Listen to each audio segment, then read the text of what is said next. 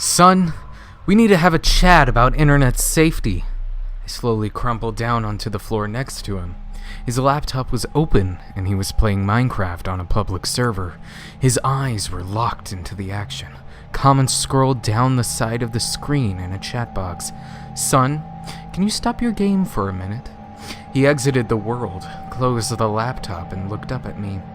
Dad, is this going to be another cheesy, scary story? What? I faked hurt feelings for a second, and then grinned at him. I thought you liked my cautionary tales. He grew up listening to my stories about children who encountered witches, ghosts, werewolves, and trolls. Like many generations of parents, I use scary stories to reinforce morals and teach lessons about safety. Single dads like me should use all the parenting tools at their disposal. He scrunched his face a little. They were fine when I was 6, but now that I'm getting older, they don't scare me anymore. They seem kind of silly. If you're going to tell a story about the internet, can you make it really, really scary? I squinted at him incredulously. He folded his arms. Dad, I'm 10 and I can handle it. Okay, I'll try. I began. Once upon a time, there was a boy named Colby. His expression indicated that he wasn't impressed with the terror of the introduction. He sighed deeply and settled in for one of Dad's cheesy stories. I continued. Colby went online and joined several children's websites. After a while, he started talking to other kids in-game and on the message boards. He made friends with another 10-year-old boy named Helper23. They liked the same video games and shows. They laughed at each other's jokes.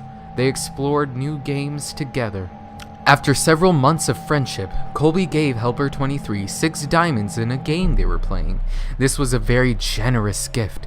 Colby's birthday was coming up and Helper23 wanted to send him a cool present in real life. Colby figured it wouldn't hurt to give Helper23 his home address as long as he promised not to tell any of it to strangers or grown-ups. Helper23 swore he wouldn't tell anyone else, not even his own parents, and set about mailing the package. I paused the story and asked my son, "Do you think that was a good idea?" "No," he said, shaking his head vigorously. In spite of himself, he was getting into the story. Well, neither did Colby. Colby felt guilty about giving away his home address, and his guilt began to grow and grow. By the time he put on his pajamas the next night, his guilt and fear were larger than anything else in his life. He resolved to admit the truth to his parents. The punishment would be steep, but it would be worth it to have a clear conscience. He squirmed in his bed as he waited for his parents to tuck him in. My son knew the scary part was coming up. In spite of his tough talk, he leaned forward, wide-eyed. I spoke quietly and deliberately. He heard all the noises of the house. The washing machine bounced around in the laundry room.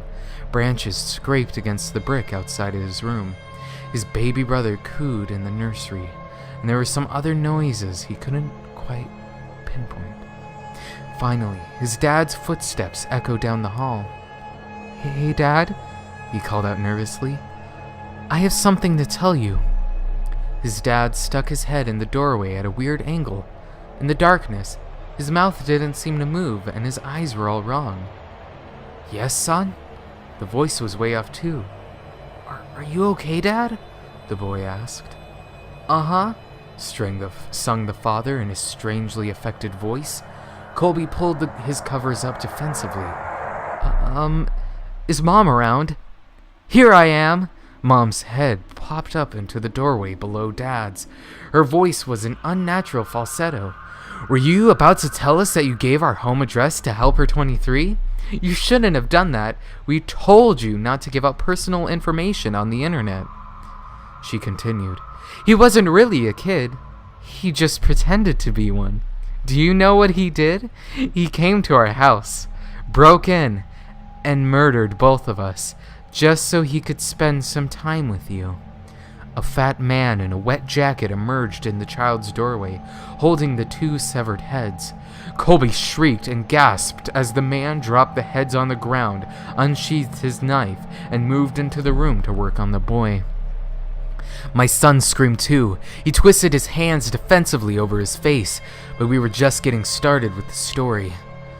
After several hours, the boy was almost dead and his screams had become whimpers. The killer noticed the wailing of a baby in another room and removed his knife from Colby. This was a special treat. He had never murdered a baby before and was excited about the prospect. Helper 23 left Colby to die and followed the cries through the house like a homing beacon. In the nursery, he walked to the crib, picked the baby up and held it in his arms. He moved towards the changing table to get a better look, but as he held the baby, the crying died down. The baby looked up and smiled. Helper 23 had never held a baby, but he gently bounced it in his arms like a pro. He wiped his bloody hands on the blanket so he could stroke the baby's cheek. "Hey there, sweet little guy." The beautiful rage of sadism melted into something warmer and softer. The beautiful rage of sadism melted into something warmer and softer. He walked out of the nursery, took the baby home, named him William, and raised him as his very own. After I finished the story, my son was visibly shaken.